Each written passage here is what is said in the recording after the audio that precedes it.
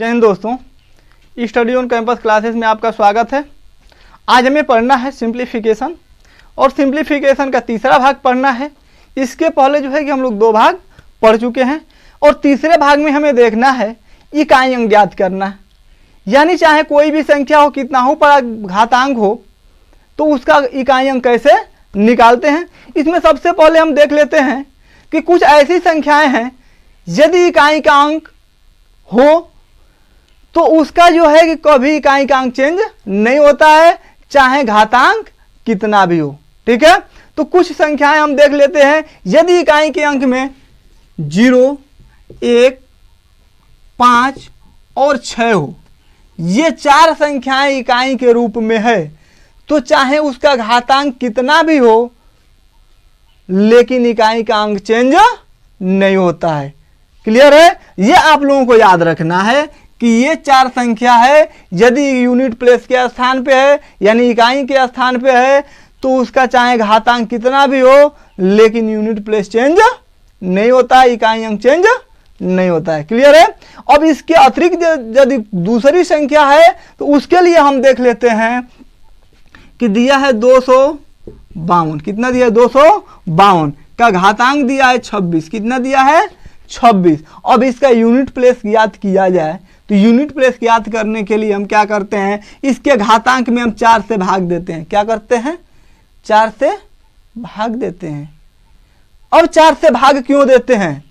इसमें क्वेश्चन ये उठ कर आ रहा है कि 4 से भाग क्यों देते हैं। तो 4 से भाग इसलिए देते हैं कि कोई भी संख्या यदि 4 बार उसका गुणा किया जाए और 5वां बार यदि उसी संख्या में गुणा किया जाए तो इसका मतलब उसका यूनिट प्लेस वही होगा जो संख्या दी हुई है। 6वां बार किया जाए तो उसका जो है कि यूनिट प्लेस वही होगा जितना कि उसका स्क्वायर करने पर होगा। क्लियर है? इसलिए इसका रोटेशन जो है कि ये बना हुआ है, इसलिए जो है कि हम क्या करते हैं, 4 से भाग देते हैं। क्लियर? अब देख लिया जाए कि सबसे पहले हम 26 में 4 से भाग देंगे तो 26 में जो है कि हम 4 से भाग देंगे तो 6 चौके 24। कितना बचा? 2। यानी जो शेष बचेगा इसके यूनिट प्लेस का यानी इकाई अंक का घात रख देंगे। क्या करेंगे?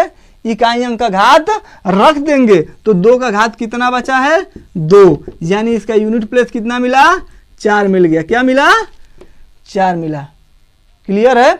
अब इसमें क्वेश्चन ये आता है कि यदि इसका शेषफल न बचे यानी जो इसका घातांक है वह 4 से पूरी विभाजित हो जाए तब जो है कि यूनिट प्लेस क्या होगा। यदि इसका घातांक 4 से विभाजित हो जाए तो उसका हमेशा उसके इकाई अंक का जो घातांक रखते हैं वह 4 रखते हैं। क्या रखते हैं? 4 रखते हैं। फॉर एग्जाम्पल में हम देख लेते हैं एक क्वेश्चन कि यदि मान लीजिए दिया है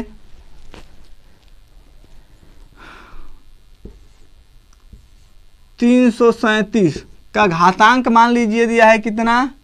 8 दिया है, क्योंकि 8 क्या होगा? 4 से विभाजित हो जाएगा तो हमेशा इसका इकाई अंक लेंगे। क्या लेंगे? इकाई अंक। इकाई अंक क्या है? 7 है और 7 का घातांक रखेंगे कितना? यदि 4 से विभाजित हो जा रहा है इसका मतलब रखेंगे 4। क्या रखेंगे? 4। अब जो है कि 7 गुणा 7 गुणा 7 गुणा 7, ये भी बहुत बड़ी संख्या हो जाएगी। 7 सत्ते 49। अब 49 में जो है कि हम केवल एक अंक इकाई अंक लेंगे। ठीक है, अब इससे गुणा करेंगे। 7 9 63। अब इसमें भी दाई अंक छोड़ देंगे। क्या लेंगे? इकाई अंक। और 7 3 21। तो इसका इकाई अंक क्या मिला भैया? 1 मिला। क्या मिला? 1 मिला। क्लियर है? उम्मीद है कि ये क्वेश्चन समझ में आ गया है। एक आध और एग्जाम्पल देख लिया जाए। अब जो है एग्जाम्पल देख लिया जाए। ठीक है, देखिए यदि मान लीजिए दिया है 2 8 4 का घातांक दिया है 43। क्या दिया है? 43। तो सबसे पहले इसमें हम 4 से भाग देंगे तो शेष कितना बचेगा? 4 दाई 40 यानी 3 बच गया। कितना शेष बचेगा? 3 बचेगा। यानी हम 43 में जो है कि 4 से भाग देंगे तो 4 1 9 4। ठीक है, ये कट गया। 3 उतार लेंगे नहीं जाएगा, ये 0 उतार लेंगे। फिर कोई संख्या तो है नहीं, इसका मतलब शेष कितना बचा? 3 बचा। अब यदि 3 बच गया तो इसका इकाई अंक कितना है, 4 है। तो 4 का घात हम रख देंगे कितना, 3। 4 गुणा 4 गुणा 4, 4 चौके 16। अब 16 हो गया तो ये दहाई के अंक को छोड़ दीजिए, केवल इकाई को लीजिए। 4 छके 24, तो इकाई का अंक क्या मिला भाई, 4 मिल गया। क्या मिल गया, 4 मिल गया। क्लियर है। उम्मीद है कि ये क्वेश्चन समझ में आ गया होगा। अब जो है कि फिर देख लेते हैं कि इसको जो एग्जाम्पल में देख लिया जाए कि यदि इसका घातांक कितना भी रखा जाए तो क्या इसका आंसर वही आ रहा है या कुछ और आ रहा है। ठीक है, तो देख लिया जाए। हाँ, तो देख लिया जाए। अब यदि मान लीजिए 5 2 0, इसका घातांक यदि हम मान लीजिए कि रख देते हैं 5, क्या रख देते हैं 5, तो अब बताइए इकाई का अंक कितना है, 0 है। इधर से हमें कोई मतलब नहीं है। 0 गुणे 0 गुणे 0 गुणे 0 गुणे 0 कितना हो जाएगा, 0। इकाई अंक क्या मिला भैया, 0 मिल गया। अब जो है कि एक लेकर देख लेते हैं। क्या देख लेते हैं, एक लेकर देख लेते हैं। तो 21 ले लीजिए, 21 का घातांक रख लीजिए, छोटा संख्या ले लिया जाए, 6 ले लिया जाए। तो अब बताइए 1 गुणा 1 गुणा 1 गुणा 1 गुणा 1 गुणा 1, 1 1 नम 1 1 नम 1 1 नम 1 1 नम 1 1 नम 1, क्या हो गया, इकाई का अंक हमेशा क्या होगा, 1 होगा। क्लियर। अब फिर जो है कि 5 लेकर देख लिया जाए। क्या देख लिया जाए, 5 लेकर देख लिया जाए। यदि 5 ले लेते हैं तब क्या होगा, 2 5 ले लीजिए या 5 केवल लीजिए ताकि अच्छी तरह समझ में आ जाए। इसका घात हम 4 रखेंगे। ठीक, तो 5 गुणा 5 गुणा 5 गुणा 5 गुणा में फिर यहाँ पे 5 बोल गए हैं, 5 पचे 25, फिर 5 पचे 25, फिर 5 पचे 25। हमेशा इकाई का अंक क्या मिल रहा है भैया, 5 मिल रहा है। क्लियर है। अब 6 लेकर देख लेते हैं। 6 भी उम्मीद है कि वही आएगा, उसमें कोई परिवर्तन नहीं होगा। यानी 6 36 ले लीजिए, 36 का घात मान लीजिए 24 ले लिया जाए तो 4 से तो ये विभाजित हो जाएगा। इसका मतलब कि 6 का घात हम 4 रखेंगे तो 6 छके 36, 6 छके 36, फिर 6 छके 36, यानी इकाई का अंक क्या मिला, 6 मिला। क्लियर। अब जो है कि अगला टाइप क्वेश्चन देख लिया जाए इसी के साथ साथ।